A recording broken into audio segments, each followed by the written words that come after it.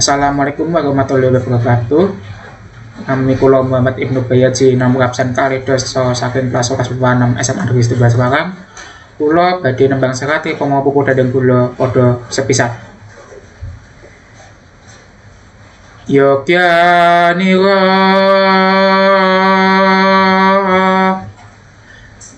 kang para prajurit lamun bisa samya anulada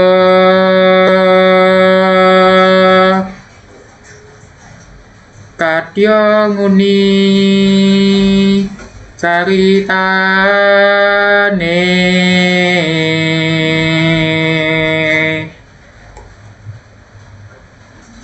andalira Sang Prabu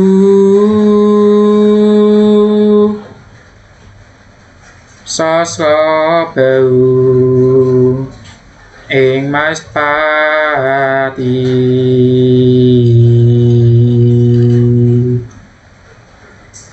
aran Patih Suwanda lelabuhanipun kang ginalung triprakara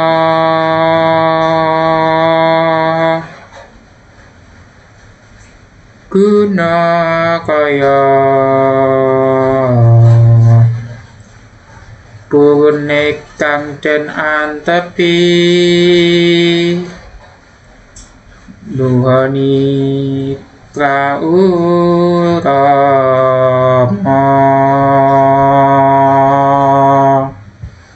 matur nuwun. Ya